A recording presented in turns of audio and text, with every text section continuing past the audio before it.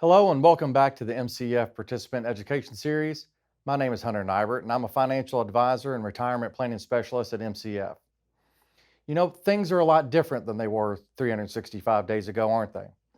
2020 and beyond has challenged us in nearly all aspects of our lives with the emergence of a global pandemic that started to take hold over a year ago. The loss of loved ones, financial strain and uncertainty, job and business loss, homeschooling, working from home, and the loss of basic social practices with loved ones and dear friends. Simply put, we have all seen and felt the negative impacts. But with the bad, there's always good. And last year has been one of great reflection for many people. Besides the increased compassion and humanity that has risen from the pandemic, good has come from departing from our fast-paced lives and slowing down and thinking about what's important and perhaps what we want things to look like 20 years from now. For some, it may be committing to a healthier lifestyle, while others realize perhaps they want to be able to get off the hamster wheel and enjoy life sooner rather than later. Simply put again, our perspective has changed. If this is the case, it's important to set goals and take steps to get there. So whether you're planning next summer's vacation or saving for a big purchase, we usually start by asking ourselves, how much does it cost? Unfortunately, many of us don't try to figure out how much money we need when it comes to planning for retirement. And have you ever stopped to ask yourself this question? How much does retirement cost? If you already are investing in your retirement plan, then you recognize the value of putting money aside for your future, and that's a great start. But today, I would like to talk to you about the value of being a little more precise in setting your retirement goals. If you haven't calculated your future retirement needs, then you're not alone. In fact, a recent survey conducted for Bankrate found that fewer than half of all investors have ever tried to calculate how much they'll need in retirement. However, those who had run the numbers felt more confident in their retirement prospects. As you think about your retirement goals, here are a few questions you might consider. What type of lifestyle do you hope to enjoy? Think about how that might impact the amount you're going to need to save. What will your living situation be? Will you still have to pay a mortgage or a rent? Will you stay where you are or move to a different area that is closer to family or less expensive? What other costs do you need to bear in mind? Medical care is a good example of one such cost. The cost of healthcare continues to rise and lifespans are increasing, so you might need to save more. As a general target and goal, many experts suggest to aim at replacing 80% of your pre-retirement income, but everyone's needs and desires in retirement are different. Of that 80%, approximately 50% comes from your employer savings plan, such as a 401k or 403b. Let's dive deeper into where these sources of income may come from. A secure retirement often depends on several different sources of income like the one shown here: Social Security, personal savings, your qualified retirement plan, and other retirement accounts. Personal savings include things like IRAs and taxable savings accounts. These accounts might hold cash, stocks, bonds, mutual funds, and even exchange-traded funds. Examples of other retirement accounts may include guaranteed sources of income, such as pensions or annuities that provide a steady stream of income on a regular basis. The combined amount of these sources of retirement income should replace 80% or more of your pre-retirement income. Let's talk Social Security. You can estimate your monthly benefit by visiting Social Security Administration website at ssa.gov or by checking your annual Social Security statement if you get one. This chart shows what three people with varying salaries might receive from Social Security each month after they retire. Regardless of when you retire, it's important to think of Social Security as only a piece of your total retirement plan. Most retirees supplement it with other sources of income, including their personal savings and assets in retirement accounts. If you're not contributing to a retirement plan, or if you're discouraged by your savings progress, then pay close attention.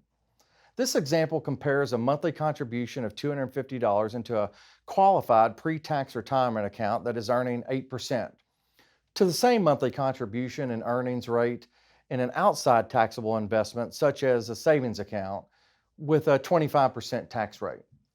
Contributing to a taxable investment, you would first pay taxes on the $250 contribution, netting $187.50 for contributions each month. In 10 years, the taxable investment would have grown to $32,288, while the tax-deferred investment would have grown to $34,609 net after taxes. That's a difference of $2,321, which may not seem like much, but after 30 years, look at the difference between the taxable and the tax-deferred account. Over $62,000, which is no small amount. So we have talked about the goal of aiming to replace 80% of your pre-retirement income in and through retirement from your various sources. So how do we get there? We suggest a total savings rate of 12 to 15% from the youngest age possible to get you on track for your retirement goals. This savings goal can be a moving target in order for you to meet your goals depending on when you get started. If you get started later, you very well may have to save even more to reach these goals. I never said this was always easy. This is a grind, and just like any other goal we want to accomplish, it requires sacrifice. You know, as I get older, it becomes more apparent to me that the one thing we can't get back in this life is time. Savings rate is the number one factor of what your savings looks like at retirement. But if you want the best outcome for compounding, it comes from time in, not timing. Waiting longer to start costs you more over time in more ways than one. This slide shows 3 people saving $5,000 annually. Susan starts at age 25 and saves until she's 35. In total, she invests $50,000. Bill waits until he's 35 to start and saves $5,000 a year until he's 65. In total, he invested $150,000. But because Susan had a 10-year head start, she has $57,300 more than Bill after 30 years and put in $100,000 less. Contrast that with Chris, who saved $5,000 for his career from 25 to 65, and in total he put in $200,000, and time and compounding did the rest. Chris has over $1 million now. The next example is much the same, but on a smaller level. Look at what $1,200 a year over 40 years produces at retirement. Here, Cheryl puts in over double for 20 years and can't catch up. This also doesn't mean her hard work and sacrifice won't pay off. Regardless of the adjustment or sacrifice to catch up, it's always a worthwhile endeavor to do so. If 12% is a big leap from where you are today, consider increasing your contributions by a certain percentage each year. This may mean contributing a portion of next year's salary increase to your retirement plan. Even a contribution rate increase of 1% a year can have a big impact on where you end up down the road. Look at the difference between saving $200 and $300 per month when it is done consistently for years. Here are some simple strategies and ways to help you increase your retirement saving. Tracking your spending may help you find ways to lower your expenses, which is a great way to start, but there are other ways to save. And you might be surprised how easy it is to find more money with very little lifestyle change. Create a monthly budget. Once you've assessed your financial situation, creating a monthly budget may help you stay on track. I think this is very important. I'm going to touch on this more in the future.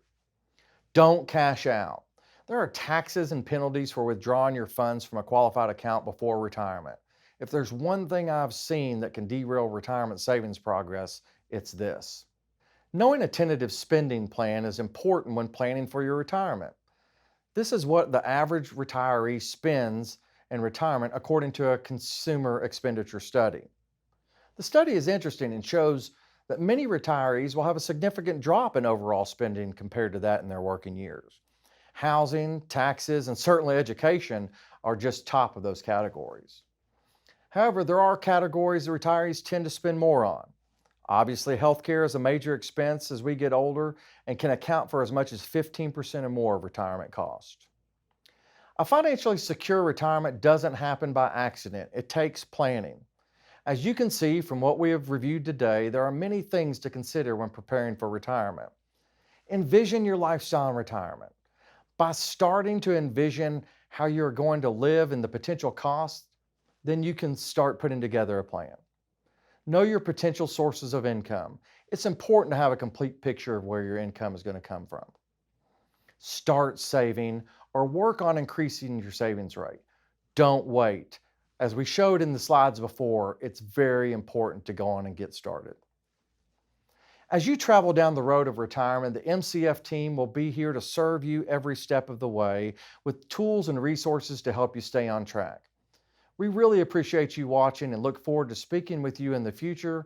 But until then or next time, have a great day.